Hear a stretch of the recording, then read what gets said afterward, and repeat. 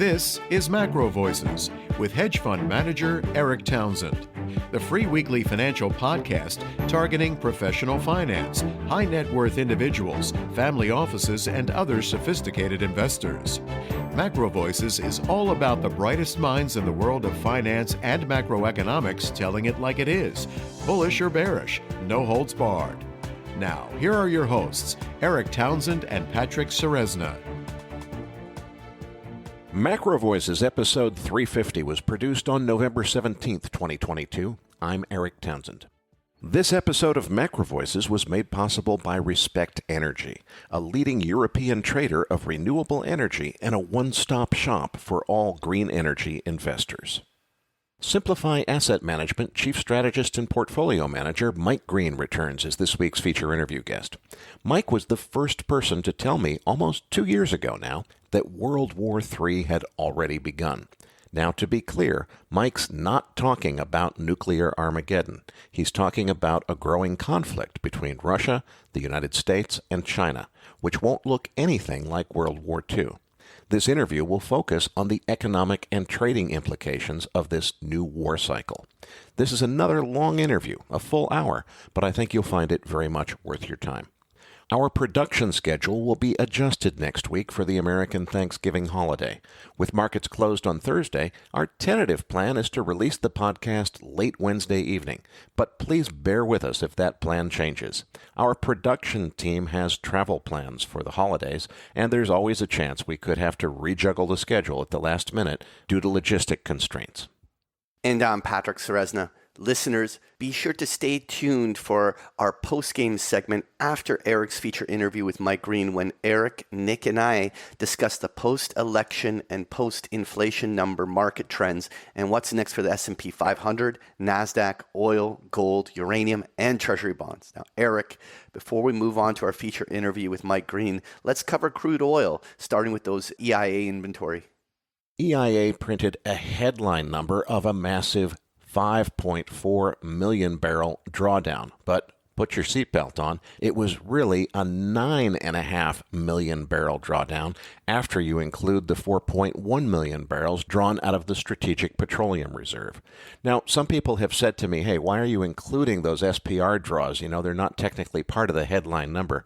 Look, this is what is being drawn out of inventories due to consumption, and we can't continue draining the SPR forever. There's only about 150 million barrels left in the SPR before we get down to the statutory minimum level that it's required to maintain. So even if President Biden continues with more SPR releases into the new year, eventually we're going to run out. Cushing, Oklahoma, drawing down 1.6 million barrels that we can't afford to lose. The builds on the board were in finished products, with gasoline building 2.2 million barrels and distillates building 1.1 million barrels. U.S. production unchanged at 12.1 million barrels. Tape action after inventory was a dip below the 55-day moving average to the lowest print since the 25th of October. The market then recovered to close back above the 55-day moving average, but then overnight in Asian and European trading fell to even lower lows, back down to just over $83. I'm recording before the U.S. Open on Thursday morning, so it'll be very interesting to see what Thursday brings. It's been a roller coaster week of fundamental drivers. We started with a rally on more China, let's call it not reopening news, but a hint that maybe reopening was coming. It was news about relaxed quarantine requirements for crossing the border into China.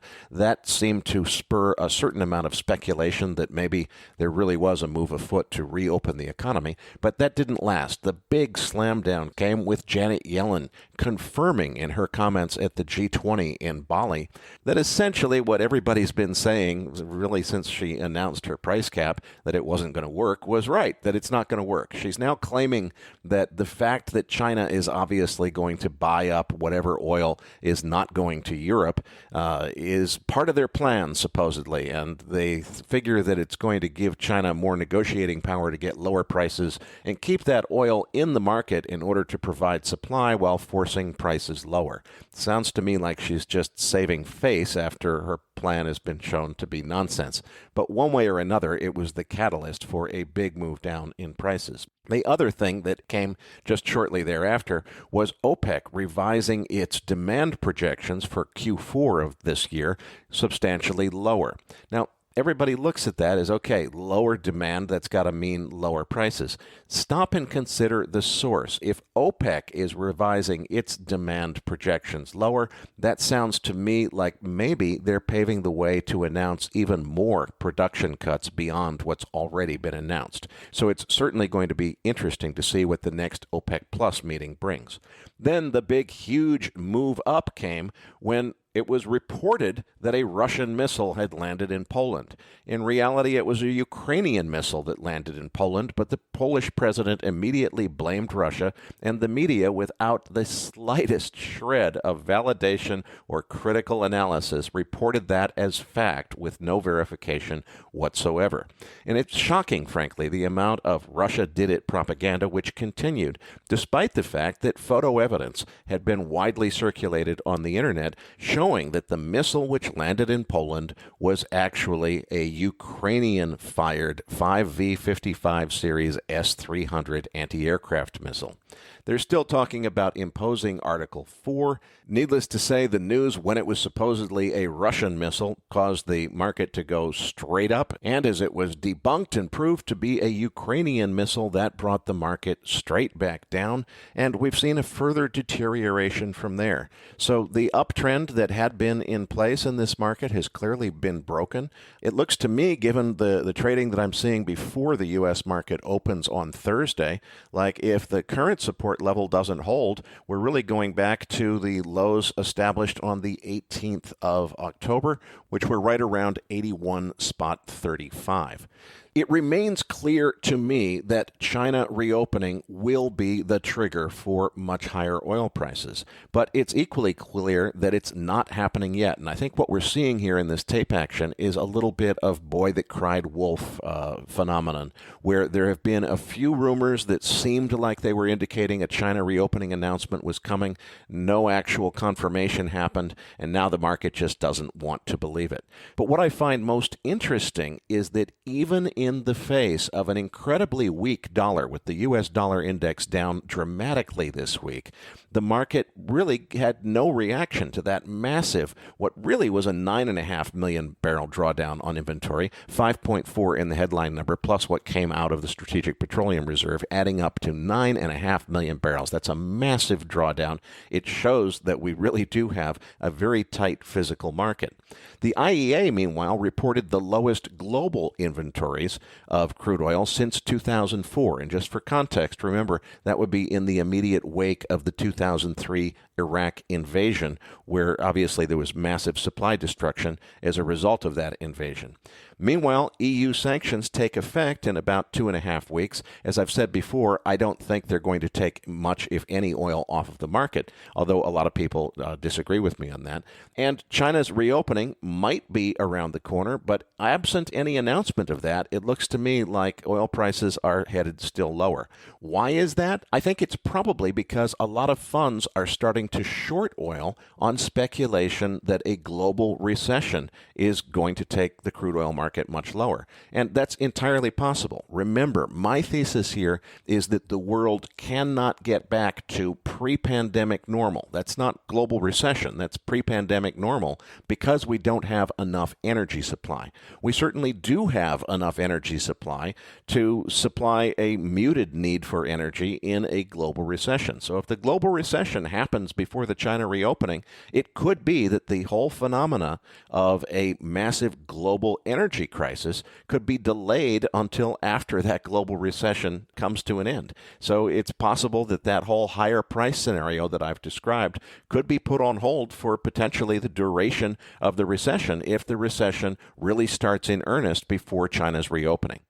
This week's feature interview guest is Simplify Asset Management Chief Strategist and Portfolio Manager, Mike Green. Eric, why did we invite Mike back as a guest this week? Mike was the first guy to tell me that World War III had already begun. That was almost 2 years ago. Now, I conflated that to mean that Mike was predicting nuclear Armageddon, and frankly, I thought he was off his rocker. I didn't listen. That was my loss. He really was on to something. He did see something coming that was incredibly important, and because I read too much meaning into those words, World War III, I wasn't paying attention as much as I should. So I want to encourage our listeners, don't be thrown off by that terminology. He's not talking about nuclear Armageddon. He's talking about a conflict between China, Russia, and the United States, which is really going to change everything. It's going to be a major game changer for the economy, markets, and geopolitics. So I wanted to get Mike back on the show to talk about the market and economic implications of this new war cycle. Eric's interview with Mike Green is coming up as MacroVoices continues right after this message from our sponsor.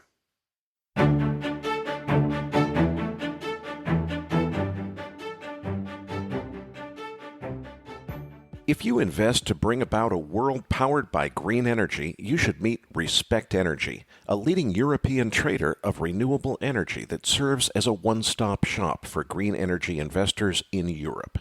Respect Energy brings together independent power producers, accredited and institutional investors holding assets in renewables, or undertaking investments in new green energy production, such as wind and solar photovoltaic power plants. More than 600 institutional and accredited investors have already entrusted Respect Energy with the sale of their electricity production, portfolio management, O&M services, EPC, and project development. If you want to invest in green energy in Europe with the help of a trusted partner, contact Respect Energy today and ask for a tailor-made solution. For more information, visit respect.energy.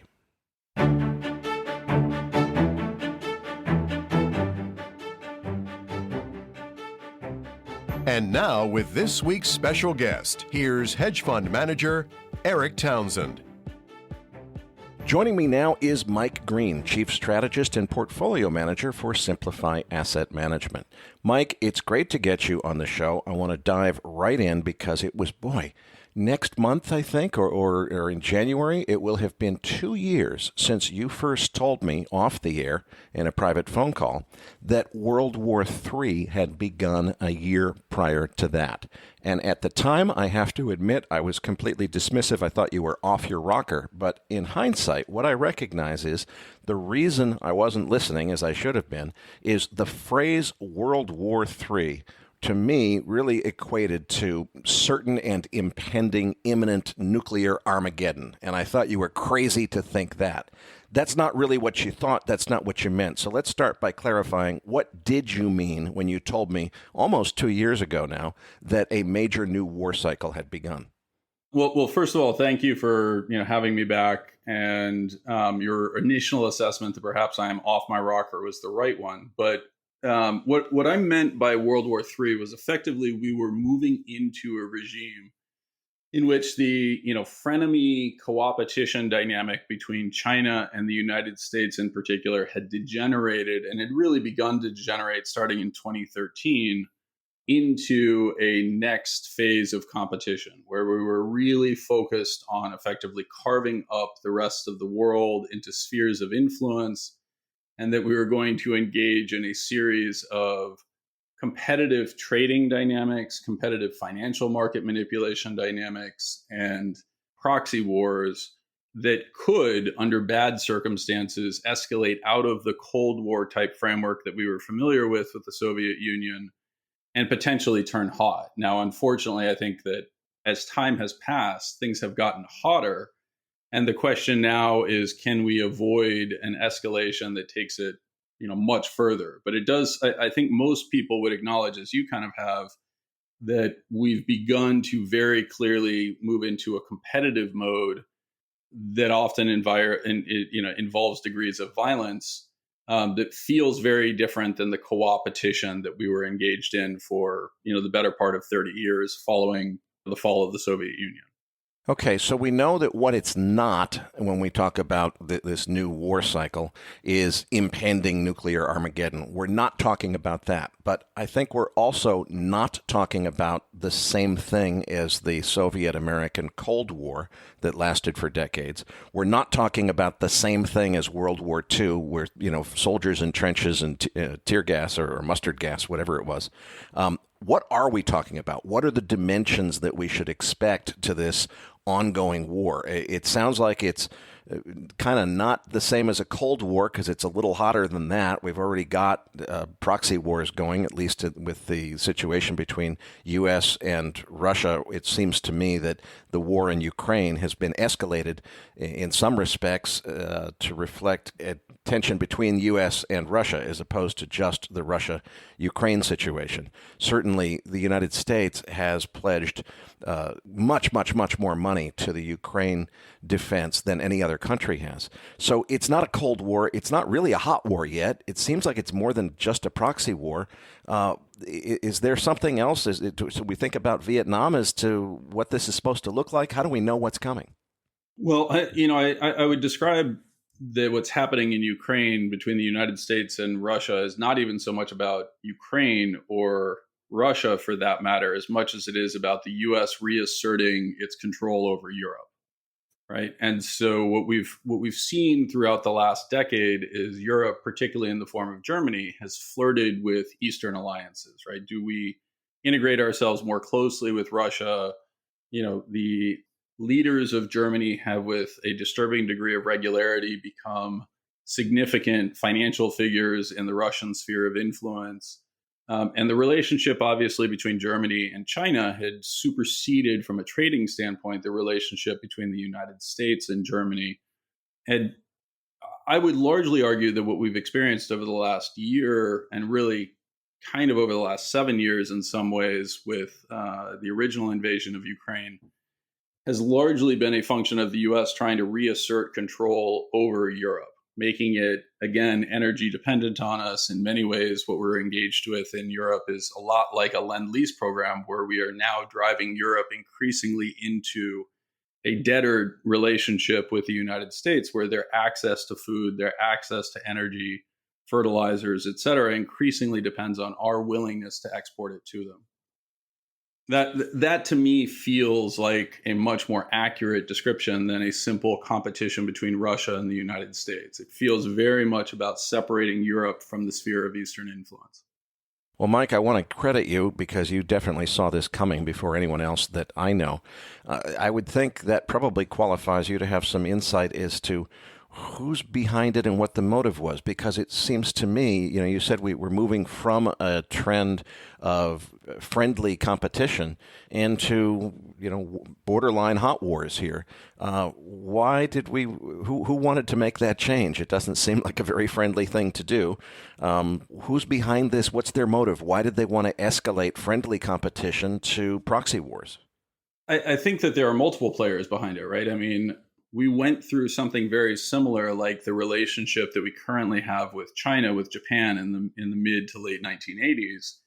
And it was ultimately resolved in a manner that I think that we're trying to get a resolution in Europe, again, where effectively Japan rolled over and said, fine, we will remain, instead of being in competition with the United States or trying to become a rival, right, as Japan is number one, we're going to accede to trade limitations. We are going to bend over on the auto exports. We're going to increasingly integrate ourselves with the United States, functionally making ourselves a tributary to the United States in perpetuity.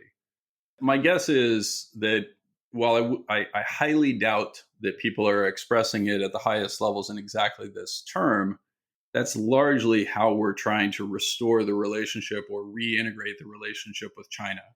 We will not accept them competing with us in the way that they appear to want to compete, and that became very clear under Xi starting in 2013 that they were prepared to do. And as a result, we ultimately have to create conditions under which they fold in a manner similar to the Japanese. They just might be a lot more difficult to get to fold in that manner. They might be willing to institute much worse hardships on their population. And that's really going to be the unknown, is, who ends up being able to bear the pain the greatest, is there sufficient pain for the United States to cause it to rethink this process? One of the real challenges I would argue is that as much chaos as we may feel with a bond market down 20% and a stock market down 25%, or a NASDAQ down 25% in the US, we're really not experiencing any pain, while there's fairly significant pain going on around the rest of the world.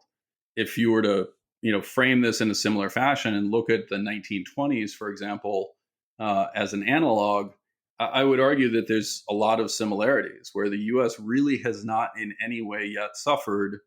You can go to Europe and experience fairly significant hardship, fairly significant sacrifices that are being made, where businesses are failing and being nationalized in order to keep their energy flow independent and on, right? Effectively, governments are nationalizing things like the energy firms in Germany precisely to be able to continue to finance them, right? These businesses independently wouldn't be able to access the credit required to make the purchases that are necessary. So, this feels to me like we're moving towards the same sort of framework that actually characterized the 1930s, where the U.S. functionally forced the multinational corporations and multinational individuals, right, the elites who were able to travel around the world and pretend that they were citizens of the world, we forced them to choose. Are you going to be Americans, or are you going to be internationalists? And if you're going to be internationalists, there's going to be substantive penalties associated with that, everything ranging from loss of economic freedoms to potentially loss of your businesses. And we are moving towards, we've tried to push, I would argue, China and Russia into something very similar to what we saw with Germany and Russia in the 1930s, the Molotov-Ribbentrop Protocol, where two relatively weak individual players are forced to collaborate, hoping that they can reclaim effectively a degree of independence and autarky that they can't do individually. Now, I think the odds and the prospect of that are quite low, but that doesn't mean they're not going to try, right? There's an incredible incentive. I want to make sure I understand this analogy to the 20s with respect to what comes next, because, as you say, the 20s were party times in the United States. Everything was fine. But then came the 30s and the early 40s, which was anything but a happy time in the United States. So are you saying this is the calm before the storm and it's going to get much, much worse domestically in the United States? Or are you saying we're insulated and we're not going to experience the effects of this conflict?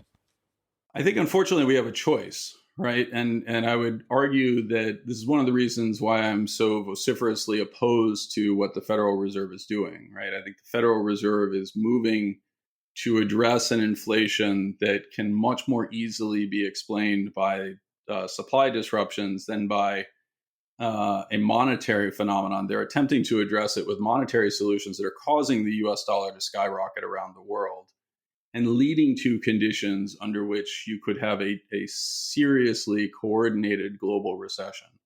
I've pointed people to listen to my good friend Alex Gurovich, who was on your program a couple of weeks ago. And Alex and I think Alex and I see this very similarly, in that the dynamics of inflation really haven't been monetary in their nature. And I know that's frustrating to people, and I'm not suggesting that there hasn't been significant amounts of intervention on the monetary policy side, but the inflation that we've experienced has largely been a byproduct of an incredible amount of stimulus that was pumped out into the US economy while supply chains were largely shut. And the challenges of reopening those supply chains are very similar to the experiences we had post-World War I and again post-World War II. In both situations, we recognized that we needed to reorient and reconstruct the US economy, and therefore we didn't hike interest rates and shut off capital formation. This time around, we've decided to respond to a very real signal that requires the US to make very substantive investments in terms of changing our output structure, forcing us to become more energy independent, to make investments in energy, to make investments in industrial production, to make investments in infrastructure. And our reaction to that by hiking the cost of capital so dramatically means that none of that is happening, or far less of it is happening than otherwise would. That policy feels like just a terrible mistake in the context of what we're experiencing. And Alex candidly introduced the idea, and it's one that I would unfortunately support, that this could very well turn into a much less stable situation than we think. And that is, unfortunately, what the 1930s were, right? It was a period of such intense uncertainty that you only would actually do something from a business investment standpoint, basically if you were guaranteed by the government that you would be made whole. Like that's, that this is the Russell Napier story about fiscal dominance and a government-driven investment spending boom. This is the same narrative, I would argue, that Alex is highlighting when he says what we've experienced so far, is not the slowing down of inflation that we're seeing right now. This has almost nothing to do with Fed policy. Fed policy is not going to hit for a couple more years. The unwinding of the explosive increase in home prices, durable goods, et cetera, those are largely predictable simply on a basis of the unwind of the dynamics of the pandemic. Now the Fed is complicating that and exacerbating those conditions. And that candidly is a little terrifying to me and does look very much like the liquidate stocks, liquidate labor framework that led us into the Great Depression.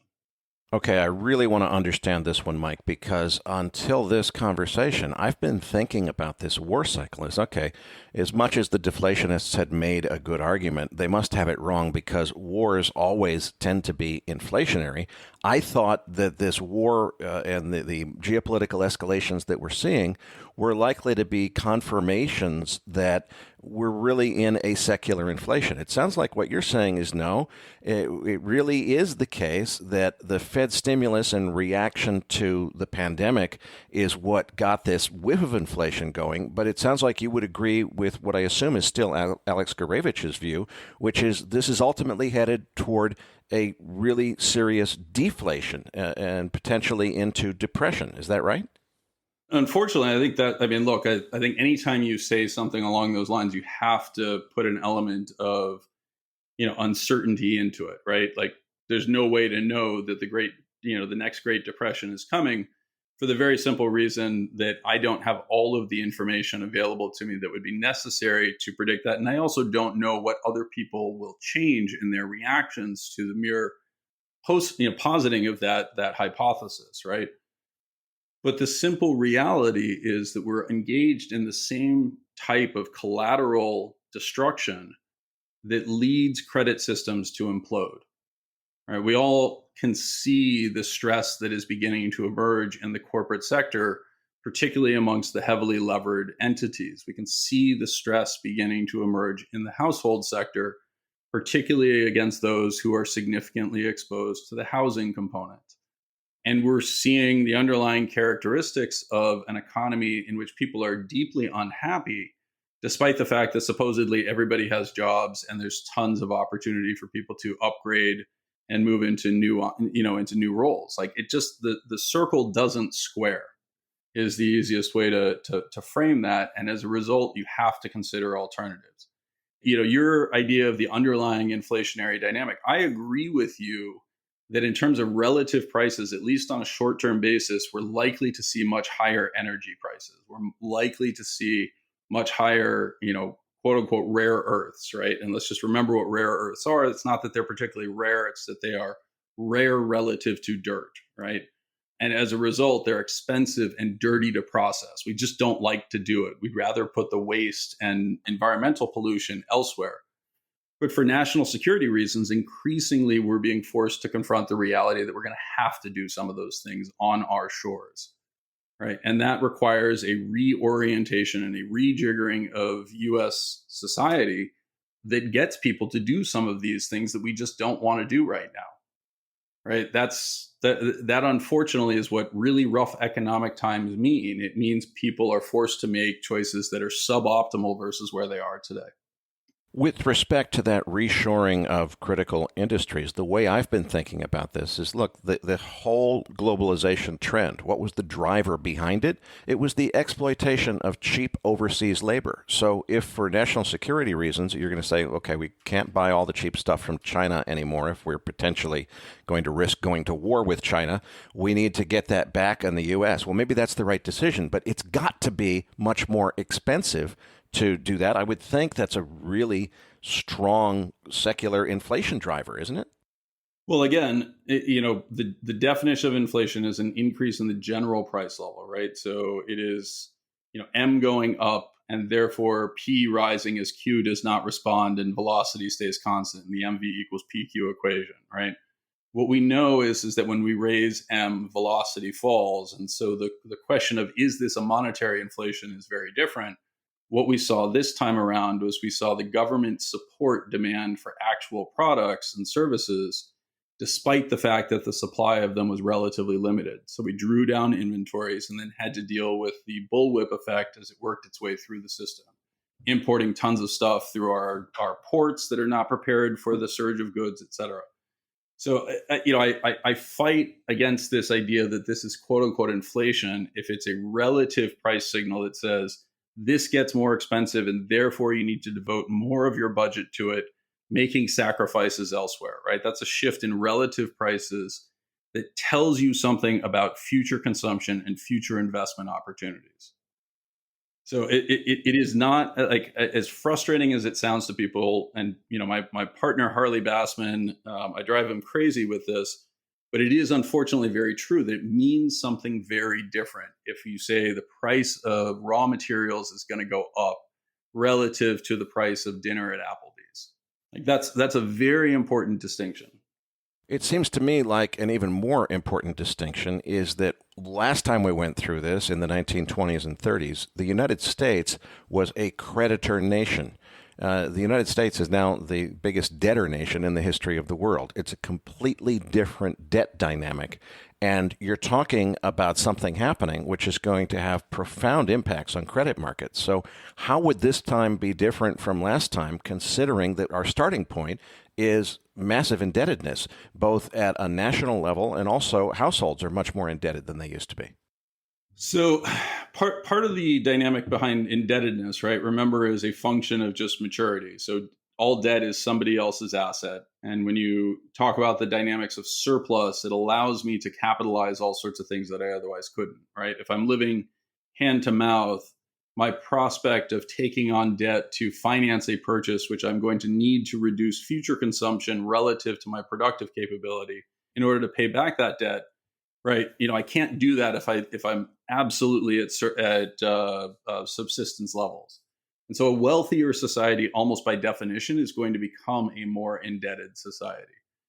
The second component is when you talk about the indebtedness of the United States, and this I realize feels like a very false distinction to people, but in the 1930s, remember, we had an obligation to meet our debt in the form of gold. Today, we don't have that convertibility, and we fully defaulted on that in the 1930s, despite all the components that you're highlighting, right? That we were actually the world's creditor nation. Why did that fall apart for us? Very simply because the collateral that we had underpinned all that debt with fell apart. Right, that was actually the lead-in into the 1930s Great Depression, where things like the collapse of German bonds or Russian bonds that had been held by U.S. investors and Western investors, as those businesses effectively had to be written off and written down, the overall collateral in a credit-based system collapsed into something that had, a very specific deliverable in the form of gold, and we had to default against that. Have we done something similar? Are we likely to do something similar in real terms? Sure, that could certainly happen. Will we see ourselves print money in response to various events that could lead to significantly higher prices or a higher general price level? Absolutely. Could we see us decide that we need to reorient our society to produce the goods and services that we want to consume closer to shore? Again, like it does feel like that's the right answer, but that is, getting there is a function of making hard choices in our society. And so far, it feels like our bias is just not to make those hard choices yet. Again, speaking to the need for economic discomfort, and I hate this, I don't actually think that it's necessary. I think we're making poor choices that exacerbate it, but we don't have to make those choices in the way that we're choosing to make them, but we are making these choices. What's not adding up for me mentally right now as I'm processing all this is it seems like on one hand, if I take Ben Bernanke's explanation, at least as I've struggled to understand it, has been the cause of the Great Depression was the gold standard. And if we had had the fiat money system that we have now, there wouldn't have been a problem. Well, presumably what that means is it would have allowed the government to respond by printing money like it's going out of style in order to paper over our problems, which it seems to me would be just profoundly inflationary, and that may have actually been the goal. But you and Alex are both talking about deflationary outcomes. So what am I missing here? Well, again, it just becomes a question of against what? Right. So, yes, that would have been profoundly inflationary in the Great Depression, which might have meant that the price level stayed stable. Right. So when Alex and I say that this is deflationary and we say that money printing is likely to return in one form or another to offset those risks, it's not because we're actually saying the objective is to get the price of copper to $10 a pound. The objective is actually to keep prices at a relatively constant level in what is likely to be a severe economic shock, right? What I would argue people are largely forgetting as they start talking about things like copper, right, non-ferrous metals and the electrification of the future, et cetera, is remember places like China consume 50% of the world's copper in their housing markets, in their plumbing markets, in their electrical infrastructure market, et cetera. Much of the commodity boom that we saw from the period of 2000 roughly until the period of 2012 was a function of China reindustrializing and putting itself in a position to have the infrastructure to service the needs of the West. Now you're talking about places like China actually facing contracting populations and a significant loss of market share in the global export space. And almost certainly that is likely to lead to them turning around and mining effectively their own copper supplies in the form of tearing down buildings or tearing down unnecessary infrastructure and re-liquefying a lot of those supplies, right? So I can create a story that says, yes, the price of goods assembled and manufactured in China go up at the exact same time, right? Because we're replacing them with more expensive labor elsewhere in the world. Although I do think that technology can play an important role there. But at the same time, like the price of copper could very well fall under those conditions. The price of iron could actually fall significantly. The price of cement or fuel could fall fairly significantly under those types of conditions. Okay, now I'll hit you with the biggest challenge, Mike. Let's translate this to implications for markets. I want you to imagine you're speaking to an audience of professional portfolio managers. You've just told them that the price of just about everything could go dramatically up or dramatically down. So what trades do you recommend in that environment? So this is actually one of the things that I would highlight, and I appreciate the way that you said that. It could go dramatically up or it could go dramatically down. I don't know what the right level is. Right. And I'll just lay that out there as simply as possible. There's too many pieces that are moving. So when you're in that type of position, and this is, something that I've spent a lot of time talking about recently, is, you basically want to use strategies like trend following to allow the market to guide you in that direction. Right. I don't know the right price for copper. I don't know the right price for oil. Right. What I do know is that the incredible degrees of confidence that people were expressing around the fact that global demand for oil could never fall. And, that when China reopened, we were going to see, the prices explode to the top side. That's now beginning to turn very much to OPEC is not going to produce into these conditions, right? Again, I would argue that components of OPEC's control could be perceived as much more fragile than the market generally looks at it, right? I don't see MBS, for example, as a particularly strong leader. I don't see Putin as particularly well placed under this current framework either. So we just genuinely don't know how this is going to play out.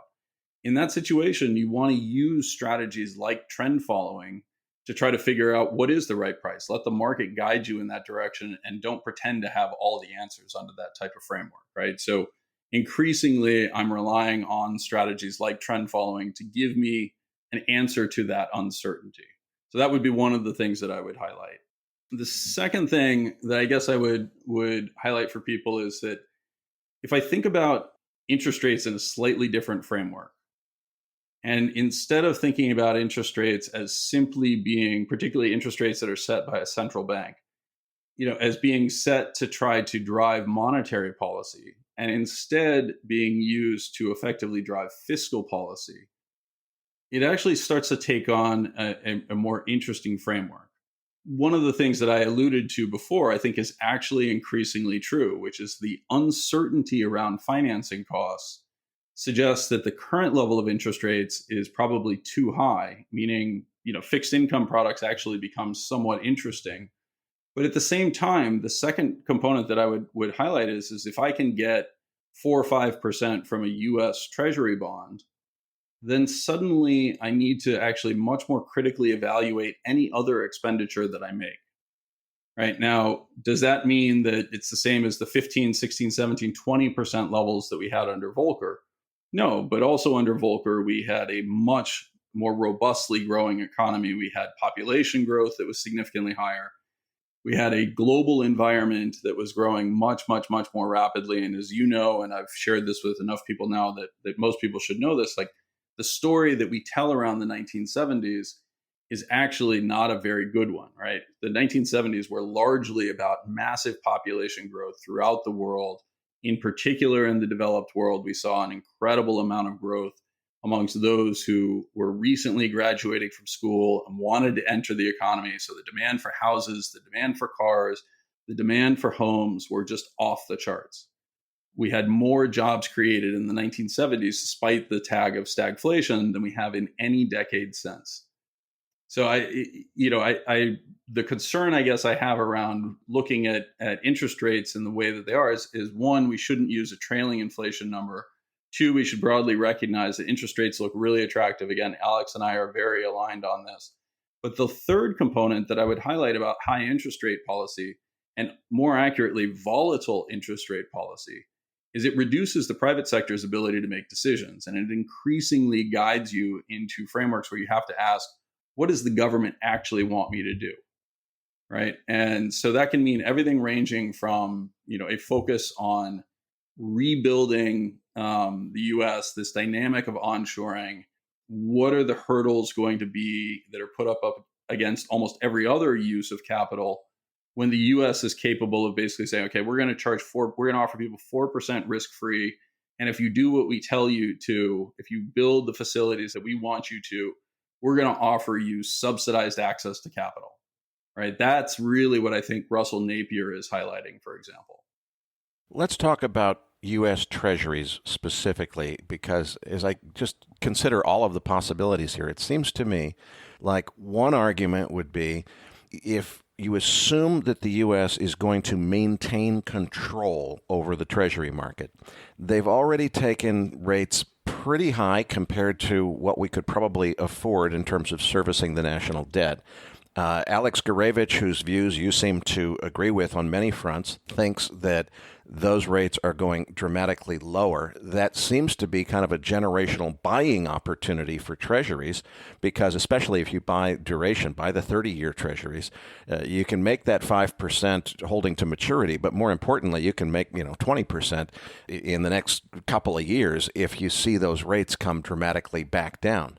On the other hand, you've also said that this is a war that's not with Iraq or Afghanistan. We're talking about China and Russia, very, very well-armed and powerful nations. If the U.S. starts to be perceived as losing that war to the point that U.S. treasuries are no longer considered to be the safe haven asset that everybody moves to in a safety trade, and you see an uncontrolled sell-off in U.S. treasuries, then you could have, a collapse scenario where it's a self-reinforcing vicious cycle, and you see a collapse of treasuries. So how do I think about, are treasuries an incredible bargain right now, as Alex seems to have suggested, or are they potentially a big risk trap?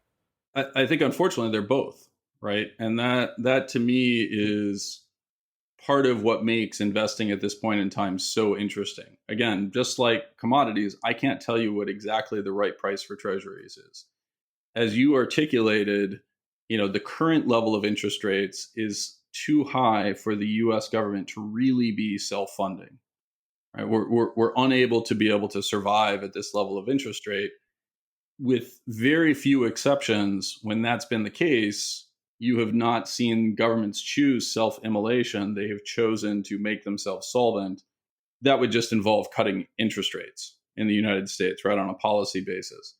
To the extent that we can increasingly become autarkic, that we can produce our food internally, that we can produce our energy internally, or that we're forced to do so for our trading partners, underpins our currency in a way that I would argue is largely the explanatory power behind why the dollar has been so strong, right?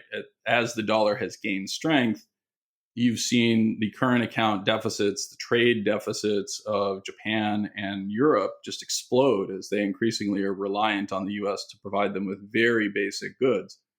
I don't see any reason why that's going to turn around in any short order. And until, and this is kind of the exciting part, right? Until the choices are made to radically restructure our energy systems.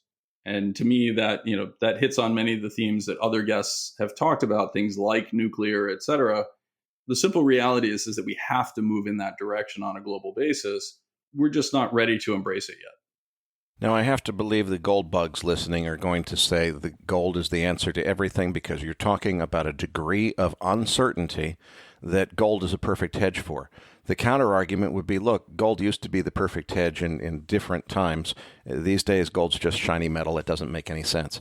How do you see this? Is gold a place we should really be thinking about investing here? Well, so I would argue that gold has, a combination of really interesting properties and also an underappreciated failing. If you think about the historical model in which gold was pegged, or the dollar was pegged to gold, right? Anytime you entered into a secular or structural inflation, as we experienced in the 1970s, for example, or even a debt crisis, as we experienced in the 1930s, where we were going to default against that and therefore needed to devalue the dollar. If you just think about the payoff structure there, it's incredibly one way, right? There's an incredible right skew to that dynamic, where overnight the Treasury can devalue the dollar, leading to a 60% appreciation of gold, right? That right skew characteristic has unique properties in hedging a portfolio. The problem is that it no longer has that characteristic, right? There is no scenario in which the US government could wake up one day and say, okay, we're going to devalue the dollar against gold. Various claims to the opposite. Like, sure, they could wake up and they could print like mad on a particular day. That's likely to be occurring in a time period in which the credit system is collapsing. So your ability to exploit that through gold is going to be somewhat limited. But the underlying feature of gold, having that extreme right tail movement, is unlikely to be materialized under the current framework, right? It has much more to do with a slow, methodical grind, where you're effectively describing it as, I think gold is going to gain against the S&P, for example, over a period of time. That's just a very different investment than betting against a pegged currency, right? If you want to bet against the Hong Kong dollar breaking, that has very different characteristics than betting that the S&P is going to go up, and its role in a portfolio is quite different. That's my only complaint against the gold dynamics, right? I think that there tends to be a fundamental misunderstanding of what happened when we depegged versus gold. It lost a lot of those portfolio hedge components to it. And by the way, nobody really actually experienced it in the United States, because before those devaluations occurred, gold was made illegal to own, right? So from an institutional standpoint, that has its own unique challenges. Where I would argue we've seen some interesting dynamics happening in gold is you have seen some signs that the dollar strength got ahead of itself, and we've seen a remarkable reversal in the dollar. One of the fun things I did in preparation for this was go back and listen to several episodes. And if you just go back a month ago, there was zero contemplation of the idea that the dollar could fall below 110, much less be in the 106 range where it's been recently, right? So we've seen really sharp moves in the currency space. And by and large, that's been echoed in gold. It also has helped that crypto world has, blown apart and taken away a competitor to gold. So all of those are a very long-winded way of saying, I think that, there are reasons to look at the uncertainty that we face and what you correctly described as a bimodal outcome. We are kind of risking everything to put China back into a place where it no longer threatens us. That could work out very badly for us. It also could lock in another century of, another American century. And I realize I'm speaking my book both as an American and as an investor. I have to place odds on us in this scenario. You mentioned nuclear a few minutes ago. I want to come back to that because on one hand, it seems to me, I'm convinced that we have a major energy crisis, regardless of the whole carbon question of whether we need to eliminate fossil fuels for the sake of climate change. We're going to have to replace fossil fuels because Hubbard's peak is real. Even Dan Yergin, the biggest public critic of peak oil theory back in the early 2000s, was quick to acknowledge that they had the right idea. He just said it wasn't going to be till the 2030s that it actually became a factor. Well, the 2030s are just around the corner now. We're going to have to replace fossil fuels no matter what. It seems pretty clear to me that the way this is going to happen is we're going to avoid nuclear because of its political difficulty of people accepting it until there's no choice, and then all of a sudden it's going to be the only choice. And if you think about that as an investor in free markets, you think, boy, I got to just go head first into as much physical uranium trust shares as I can possibly get my hands on. But then I think, wait a minute, you're describing potentially an outcome that sounds very much like World War II, where the government says, look, whatever amount of uranium we need in order to nuclearize the American energy grid, we're going to take at a price that we dictate. We'll tell you how much we're going to pay, and you won't have a choice. We'll do it under the, I forget what it's called, Defense Acquisition Act or something. Right, Defense Appropriations Act. So should we be thinking about something like physical uranium investments as an incredibly ripe speculation, or is it actually a speculation that's wrought with problems because by the time we really need it, maybe it's not going to be free markets that determine the price? Well, unfortunately, I don't think it's going to be free markets that determine the price. The question is just, is the price that is determined under that effective eminent domain framework, is that still a very attractive price, right? My bias would be yes, that it still makes sense. I think the bigger question is what it really means to have an energy crisis, right? So in the Western context, again, that means a shift in relative prices, right? I am less capable of getting XYZ because I need to pay more for my energy. At the same time, we use a lot of energy very inefficiently, right? We saw that in the pandemic where everybody is suddenly at home with a car and we realize that we want to run out for very short, trips to the grocery store as compared to what used to be a weekend shopping excursion, right? Where you'd go buy a week's worth of groceries. Suddenly we were buying, days worth of groceries and experimenting. I drive my wife crazy with that behavior, by the way. So when you think about that type of dynamic and that ability to shift our behaviors, I think people tend to underappreciate how innovative people can be in response to that. You see this in Europe, right, where people have functionally taken the Jimmy Carter approach. Okay, let's turn down the heat and let's put on a sweater. And yes, we're very fortunate that we got warmer than normal weather. But guess what? We're able to meaningfully reduce our energy consumption. Right now, is it sustainable? Probably not, but not because of the sweater component, but much more as people like Doomberg and others have highlighted, because of the industrial base deterioration, right? You cannot run an industrial base in which you are that disadvantaged versus the US. But on a short-term basis, like that is the innovation that occurs. And some of that is going to be remarkable and wonderful, right? High gasoline prices will lead to much more efficient internal combustion engines and much more efficient hybrid vehicles, and eventually to electric power or to fuel cell vehicles, et cetera. We're starting to see that play out already. And I know people are going to scream into the phone saying there's not enough copper or nickel or heavy metals to make every vehicle electric. Again, it becomes a question of what is the innovation that occurs, right? I don't have to solve those problems. That's the wonderful part about a market-based system, is somebody else has the incentive to go out and make very modest improvements, and those modest improvements eventually accumulate into radical change. Our listeners have heard me talk ad nauseum about the energy crisis that I'm convinced is coming, and I've said that China reopening is going to be the big catalyst that brings it on. First part of the question is, do you agree with that view generally? And if not, why not? But the second part, since you've got so much insight into this new war cycle, is why do you think China has been so slow to reopen? A lot of us think there's probably more to it than just the advertised reason of, concern about COVID. What's really going on behind the scenes is why has China been so slow to reopen their economy? Well, again, first, when you say I have so much insight, I just want to be very clear. These are opinions that have been derived from the facts as I see them, with very little unique information that I would, either declare I have the ability to share, or if I had that, the willingness to share it. So I just want to caution everybody that this is what I'm seeing and the way I see the game unfolding. Well, you called the war cycle before anybody I know by a year or two, so I'm still listening very intently, Mike. I appreciate that, but again, I just want to be very, very clear that, I'm not on speed dial with Joe Biden, and I'm fairly certain if I was, he would have already forgotten which number that was. So, I just want to be really, really clear on that. My take on China, and I've argued this for a while now, is that China operated under a very simple principle. You don't protest, we'll make you rich.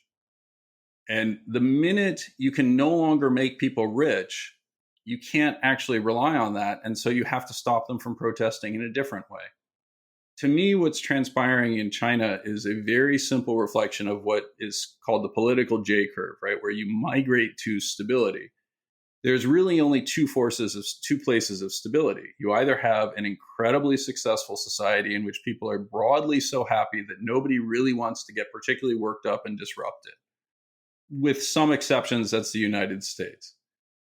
The second form of incredible stability is effectively North Korea. And so China, while we had hoped that they were going to migrate towards us, instead is very clearly migrating back towards North Korea. They're locking down their economy. They're locking down their citizens' ability to travel around the world or to accept foreign visitors who have any link to China other than already significant investments in the form of, factories and invested capital that they can no longer get out of China and therefore have an incentive to toe the line. Those are the only people allowed in and out anymore, right? And I can't see how that unwinds. I don't see how you suddenly wake up and say to the Chinese people, yes, we've been the best country at handling COVID. And by the way, would you really like to take a discounted flight to the United States so that you can see all the misinformation that they're going to share with you about how bad it was in China compared to the rest of the world, right? Or how much longer we kept you in lockdown.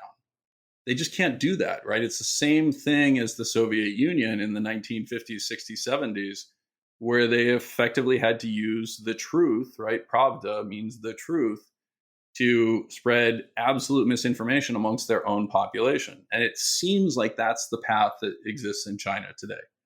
That it's far more important that we view this as a political framework than we view this as a disease framework. Mike, in the last few weeks, there's been a fair amount of confusion in the West about how to interpret certain signals coming out of China.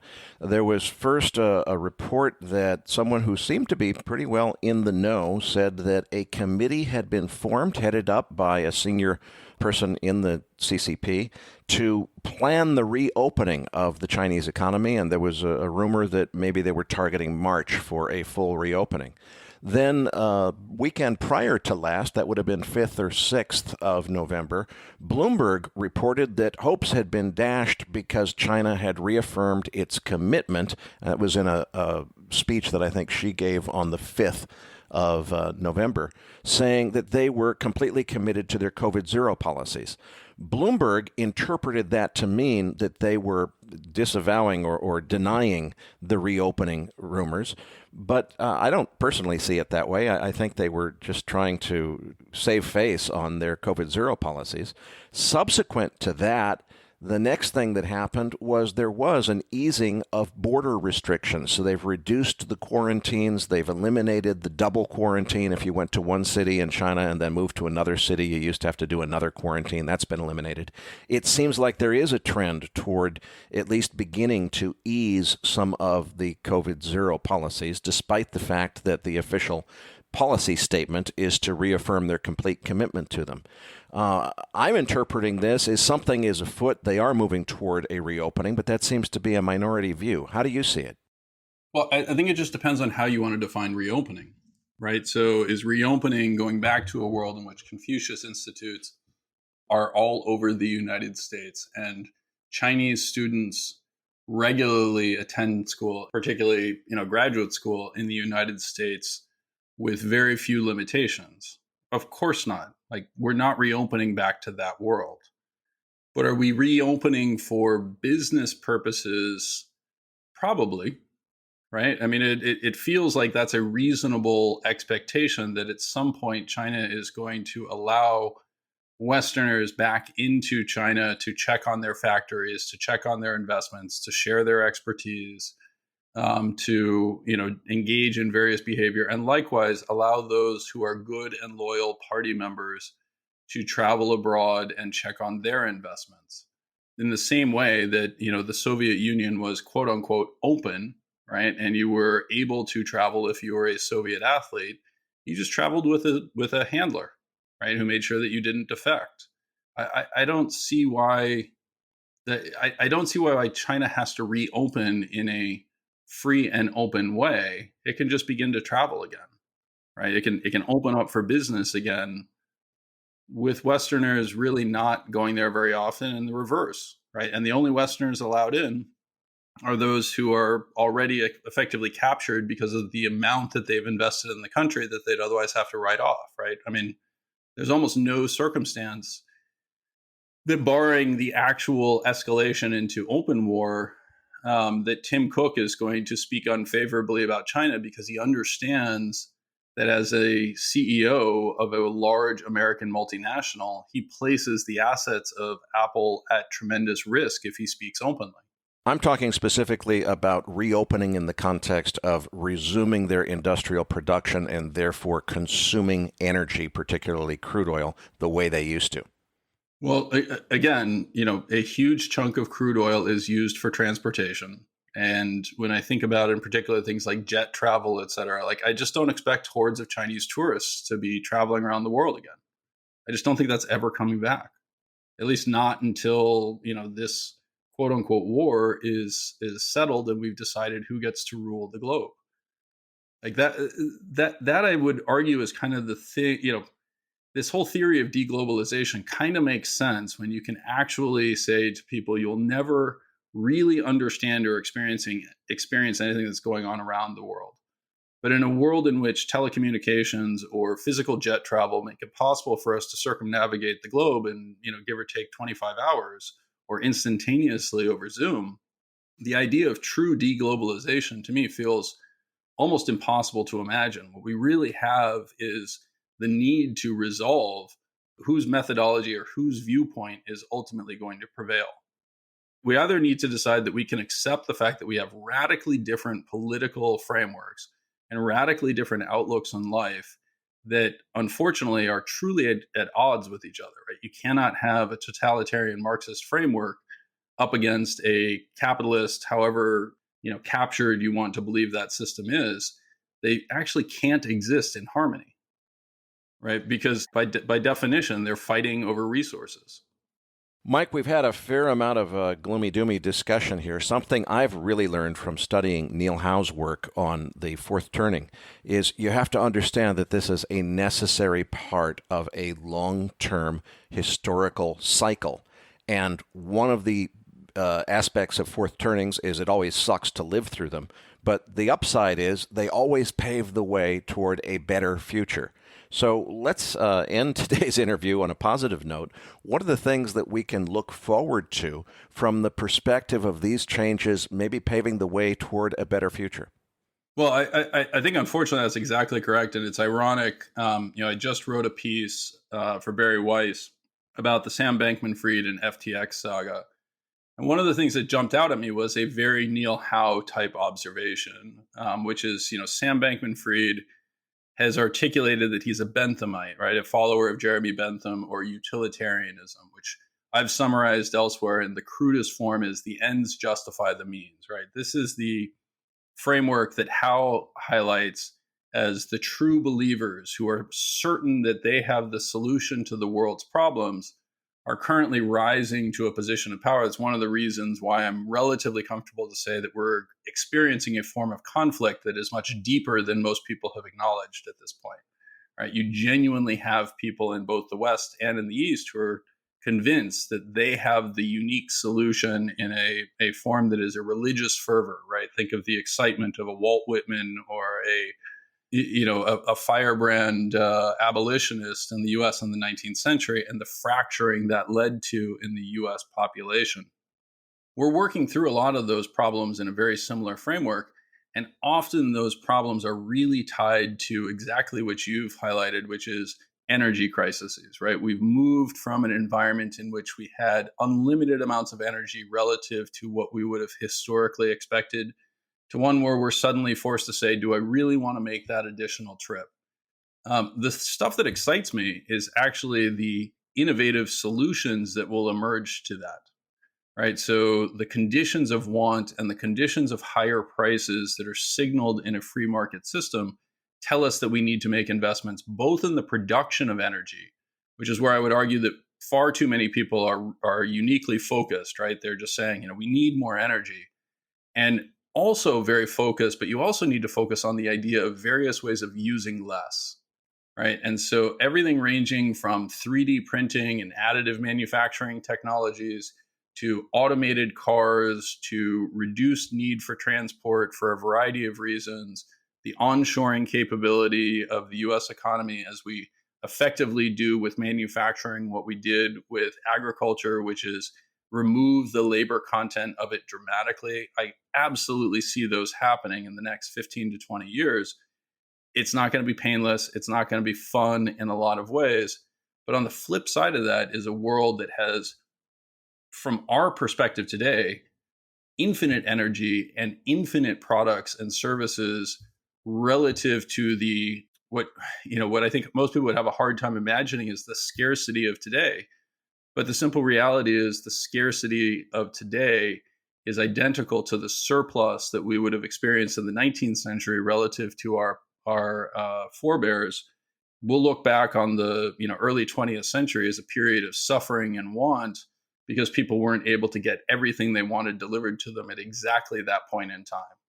So I actually look forward to a lot of the innovative and to steal from Cathie Wood, and it makes me somewhat want to throw up in my mouth to repeat these things. But there is truly disruptive technology that is underway in everything from desalinization to manufacturing technologies to artificial intelligence, et cetera.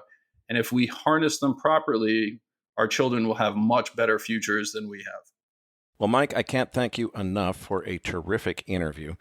And what I always say at this point is before I let you go, tell me what you do at Simplify Asset Management. I feel like I'm kind of setting you up, though, because I know what you do at Simplify Asset Management, which is to manage ETFs, including a macro ETF, which seems like a great fit here.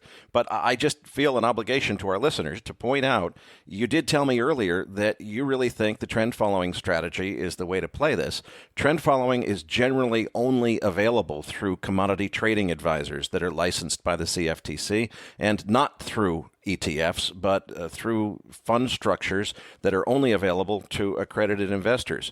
So I hate to set you up this way, but what do we do with an ETF guy in a world where you think, by your own admission, CTAs are the way to play this?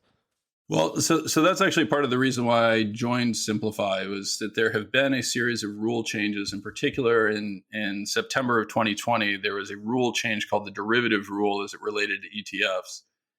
This allows ETF strategies to incorporate everything from derivative components to futures, et cetera. And trend following is now actually available within the ETF framework. We offer a product. I encourage people to check out our website to review that product. Others, do the same. So there are several choices out there. They are priced at a fraction of the cost of traditional commodity trading advisors. And in many situations, I think you'll find the performance is actually quite powerful. The strategies we run, we've built them for liquidity within the U.S. market, specifically selecting products that complement equity portfolios. We recognize that most investors We'll have an underlying portfolio with a high degree of equities. So we exclude equities from our trend following strategies so that people don't become overexposed to equities in that framework. But we include everything ranging from interest rates to commodities to energy components, et cetera. And we'll be continuing to expand those products. We've built the back office and the capability so that we trade those and rebalance them on a daily basis so that you're not dealing with stale trend following strategies, which others struggle with. And so I'm really excited about that space. I think this is actually one of the areas where real opportunity exists. And you mentioned the macro portfolio. That macro portfolio in part reflects the allocations to strategies like trend following that I think increasingly have to take an important role when you have this degree of uncertainty as to what the world looks like next. Again, I don't know what the right prices are for many of these things. I'm going to let the market try to guide me to them. You said something very important there that I wasn't aware of about a regulatory change. I was a CTA and managed commodity pool operator myself. I closed my fund in 2018, but as of my knowledge, which predates 2020, the problem was ETFs were not allowed to commit any more than 5% of their capital to margin on commodity trades, period. And the only way around that was you had to be restricted to accredited investors in a managed commodity pool. Are you saying that's changed? And if so, what's the ticker for your product in that space? So those rules have changed. They've changed quite significantly. There are structural frameworks around how to build these products that have limitations in terms of the degree of volatility, the degree of concentration, et cetera, much more in common with traditional 40 Act components, just adding in products like futures. You have to be careful about the way you treat them. You do have to build up full ISDAs. You have to put in place organizational back office components that allow you to make sure that the taxes are handled appropriately, et cetera. And that for me has been the exciting part about working with the team at Simplify, because they're about as good as anyone I've seen at doing this stuff. The team is very experienced in the ETF space. The simple answer is almost anything that can be done within a CTA can now be done within an ETF. It's the real limitation that you have is the daily liquidity and market liquidity of intraday transactions. We work really hard to make sure that the product remains liquid and only focuses on products in which we can transact in size and do so during U.S. market hours. But other than that, you're going to find almost no differences today. Mike, that's fantastic news for retail investors. What is the ticker symbol for your product in the commodity trend following space? The ticker is ironically CTA, as in Commodity Trading Advisor. Again, the team is fantastic at picking out names of products, and I would encourage people to check it out on our website. Patrick Ceresna, Nick Galarnik, and I will be back as MacroVoices continues right after this.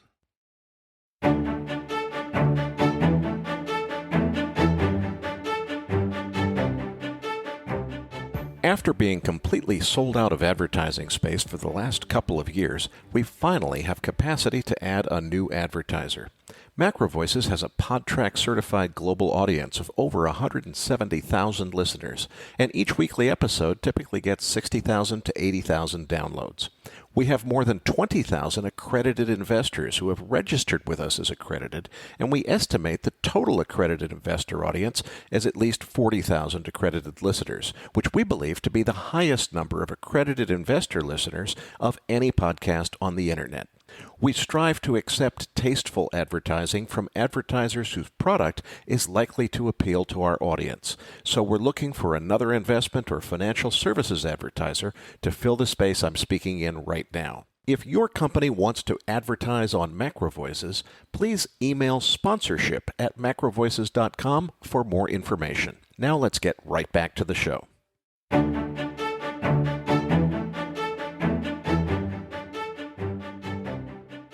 Now, back to your hosts, Eric Townsend and Patrick Ceresna. Eric, it was great to have Mike back on the show. Now, joining us again in the post-game segment is Nick Galarnik. Now, Eric, before we get to those charts, what did you take away from the interview with Mike Green? Well, Patrick, it really hits me that this is another super smart guy questioning the secular inflation thesis that I was frankly pretty darn sure of and that I've been basing a lot of my worldview and investment strategy on. So it really causes me to take pause. Now we've had Jeff Snyder, Alex Gurevich, and now Mike Green all making different versions of what I'll summarize as an argument that the price inflation is likely to continue, but it would be a mistake to mistake that price inflation for monetary inflation. It's not monetary inflation that's causing the price rises, it's other factors causing the price rises. And if you assume it's monetary inflation and assume that the things associated with monetary inflation are going to continue, that could be a big mistake. I still wonder if it really is monetary inflation. That's been my thesis. But these are three super smart guys that are encouraging me to pause and reconsider that view. So that's exactly what I'm doing.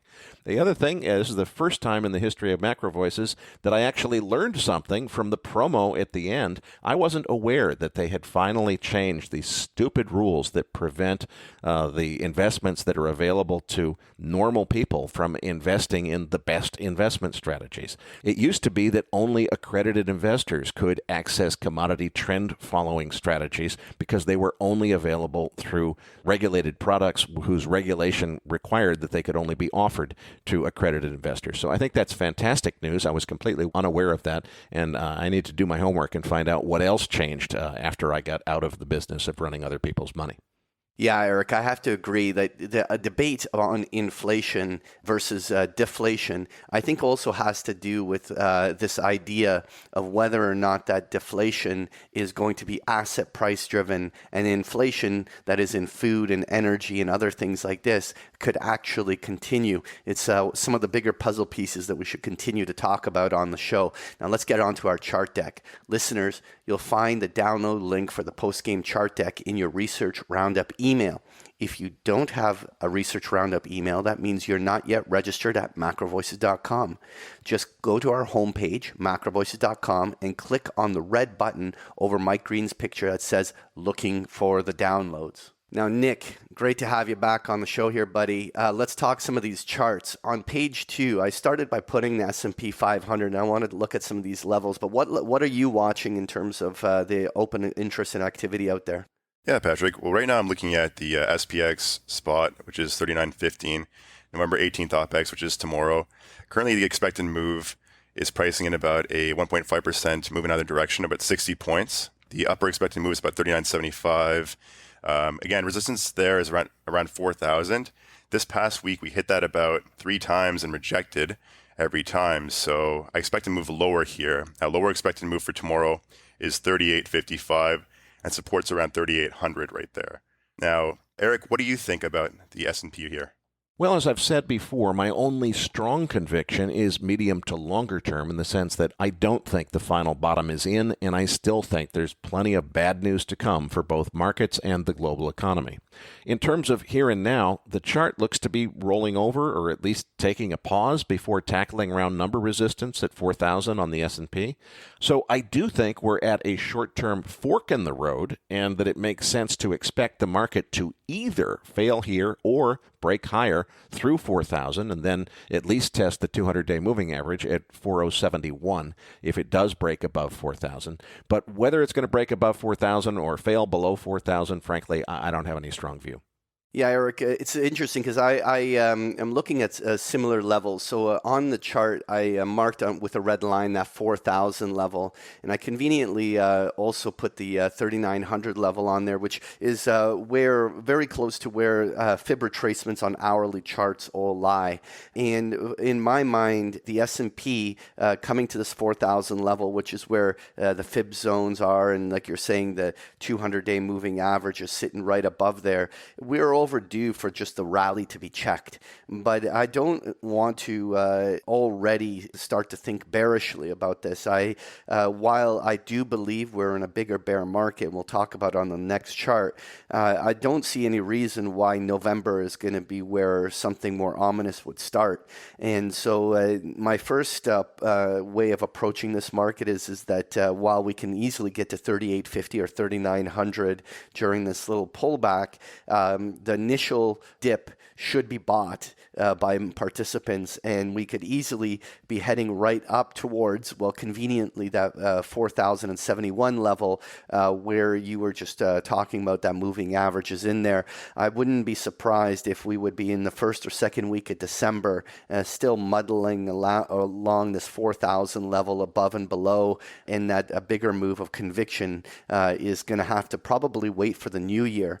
And that's where on page 4, I wanted to just segue to the weekly version of this S&P chart.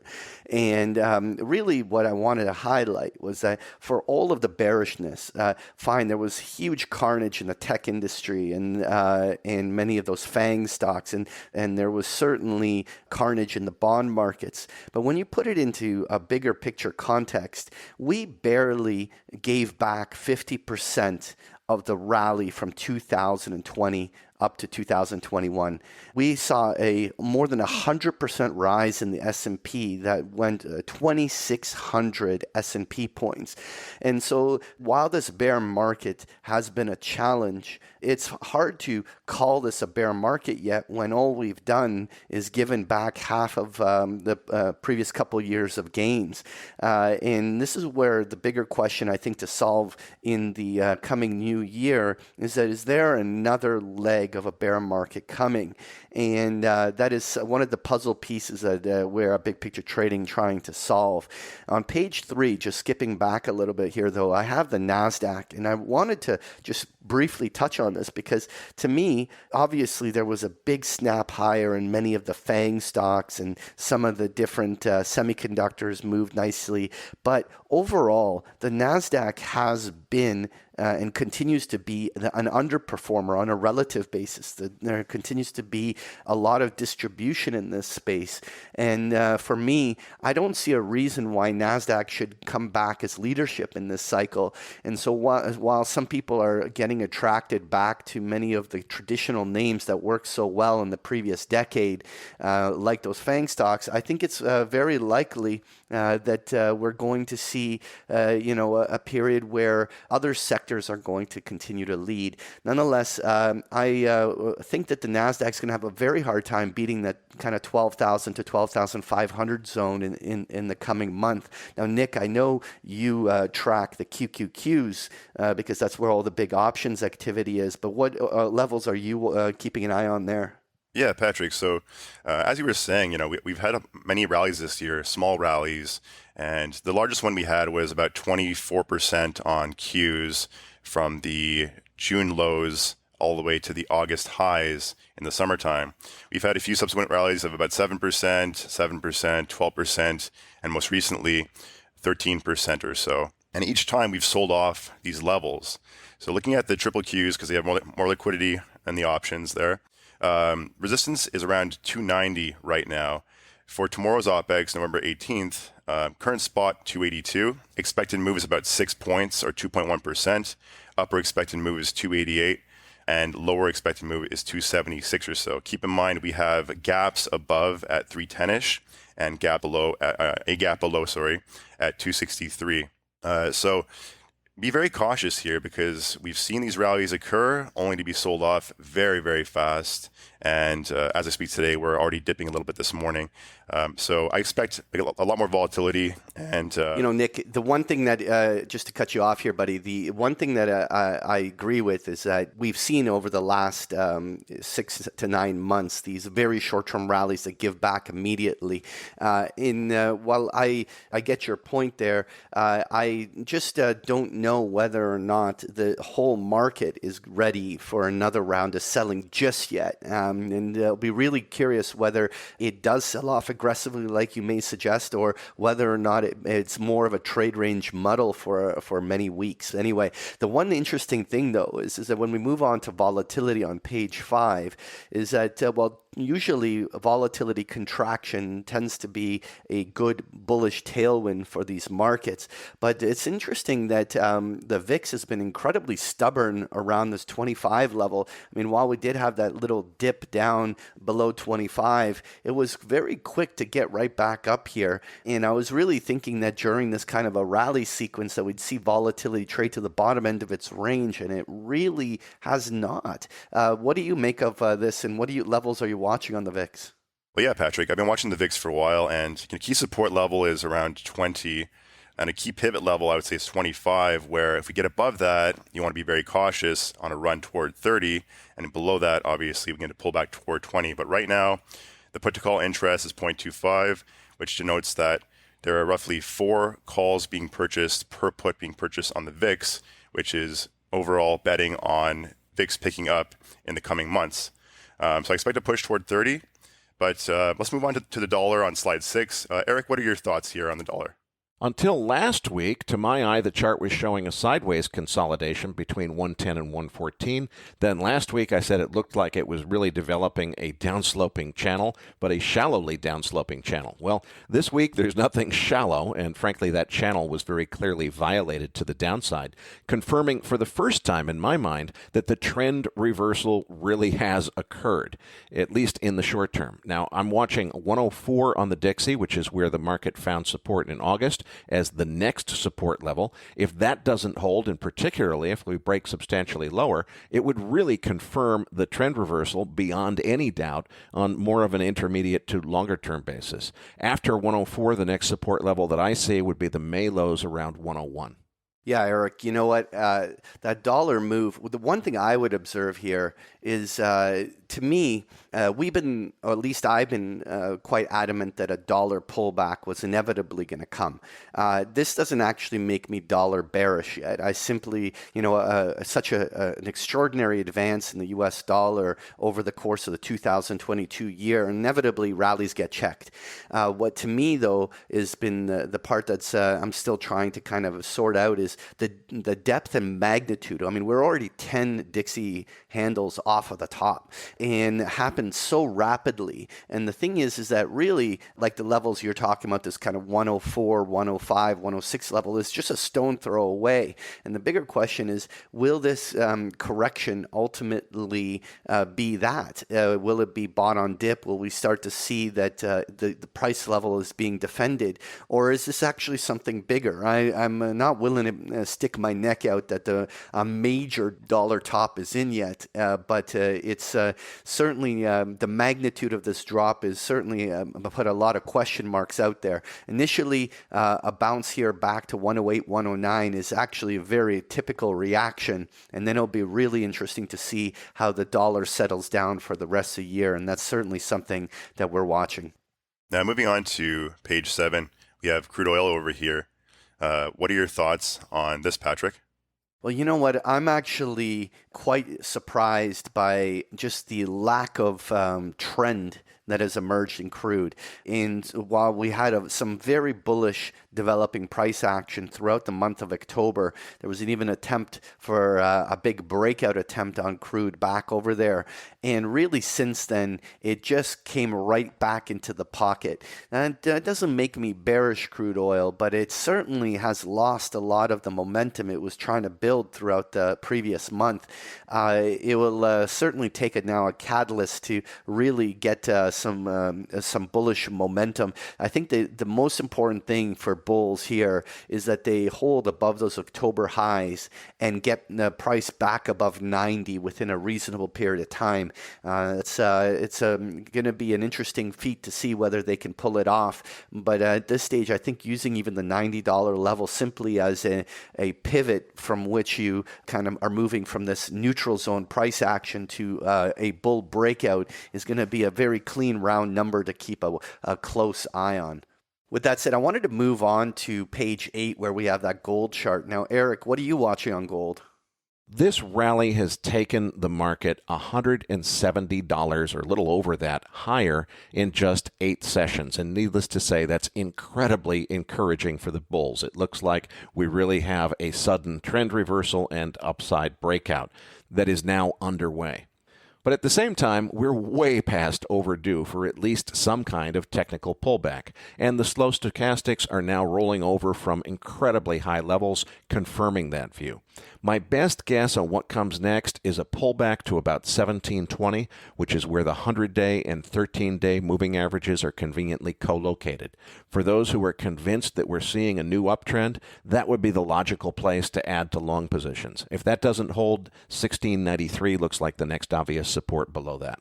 Yeah, Eric, I have to agree with you on some of those levels. For me, there was an extraordinary explosive rally, and no different than the sell-off in the dollar, which led to these kind of very similar breakouts in a lot of cross currencies, including the euro. And all of these are so on the short term overbought that they will do retracements. And I know you were talking about some of these levels in the 1700 area, and I think that that's where the gold pullback could arguably go. In fact, it would be quite bullish if the gold pullback could be held above 1725 or to the 1750 area. Overall, though, I continue to approach this will offer a buy on dip, and so as gold comes down into this pocket, it's going to be one of those areas where I'm going to keep a very close eye on how things are playing out. And moving on to page 9, we have Sprott Uranium with a big red candle down. Now, what do you think over here, Patrick? Well, up until yesterday's breakdown, it was shaping up to being a characteristically typical consolidation flag that often would have a bullish breakout. The fact that we saw such huge technical damage and some very heavy selling yesterday below the 16 level has done some real technical damage, and it certainly takes all of the wind out of the sails of the bullish uranium market. Now, one day doesn't make a new downtrend. The bulls could make a miraculous recovery over the next couple of days and get this north of 16 again. But if this sell-off that started yesterday ends up having any follow-through and it continues to maintain the weak price, it basically derails almost all of the bullish price action we've seen since the summer, and it will put uranium back into a far more neutral and trade-ranged price action, which would be very disappointing for a lot of uranium bulls that have been waiting for this to break out. But nonetheless, Nick, I wanted to wrap today's session by just touching on the 10-year Treasury yield. And obviously, we had this huge surge in interest rates, and bonds, the last leg of selling since the summer, has been one of the more vicious legs of this bear market decline. And we obviously saw interest rates hitting that 4.25 on the upside. We're now taking the pause. And what I've circled on these charts was simply the consolidation in the summer, which was also coming off of a pretty oversold bond market as rates were ripping up towards 3.5% back then in June. And it led to a multi-month pause and correction in yields as the bond market took a breather. And right now, there's no reason to believe that this is any different. I mean, it certainly be quite a fundamental event on a macro scale if we suddenly saw some sort of disinflationary impulse drive bond markets to have something of a bigger rally. While there are certainly a number of pundits out there that are trying to make that call, but I think it's very early to be getting excited about bonds. I think that as we pull back to this 3.5% yield level, it's going to be a point where we'll really get some valuable information as to whether or not there's something more to this than just a correction. And that's certainly something that's on my mind. Folks, if you enjoy Patrick's chart decks, you can get them every single day of the week with a free trial of Big Picture Trading. The details are on the last pages of the slide deck, or go to bigpicturetrading.com. This episode of MacroVoices was made possible by Respect Energy, a leading European trader of renewable energy and a one-stop shop for all green energy investors. Patrick, tell them what they can expect to find in this week's Research Roundup.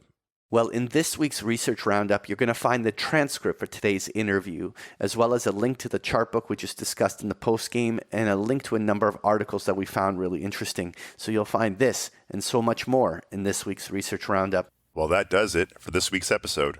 We appreciate all the feedback and support we get from our listeners and are always looking for suggestions on how we can make this program even better. For those of our listeners that write or blog about the markets and would like to share that content with our listeners, send us an email at researchroundup@macrovoices.com and we will consider it for our weekly distributions. If you have not already, follow our main Twitter account at MacroVoices for all the most recent updates and releases, and also follow Patrick at Patrick Ceresna.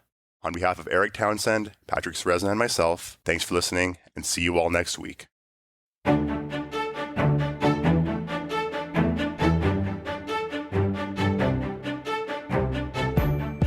That concludes this edition of MacroVoices. Be sure to tune in each week to hear feature interviews with the brightest minds in finance and macroeconomics. MacroVoices is made possible by sponsorship from BigPictureTrading.com, the Internet's premier source of online education for traders. Please visit BigPictureTrading.com for more information. Please register your free account at MacroVoices.com. Once registered, you'll receive our free weekly Research Roundup email containing links to supporting documents from our featured guests and the very best free financial content our volunteer research team could find on the internet each week. You'll also gain access to our free listener discussion forums and research library. And the more registered users we have, the more we'll be able to recruit high-profile feature interview guests for future programs. So please register your free account today at macrovoices.com if you haven't already. You can subscribe to MacroVoices on iTunes to have MacroVoices automatically delivered to your mobile device each week free of charge. You can email questions for the program to mailbag@macrovoices.com, and we'll answer your questions on the air from time to time in our mailbag segment.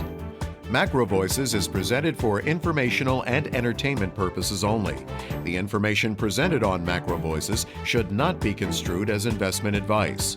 Always consult a licensed investment professional before making investment decisions. The views and opinions expressed on MacroVoices are those of the participants and do not necessarily reflect those of the show's hosts or sponsors. MacroVoices, its producers, sponsors, and hosts Eric Townsend and Patrick Ceresna shall not be liable for losses resulting from investment decisions based on information or viewpoints presented on MacroVoices.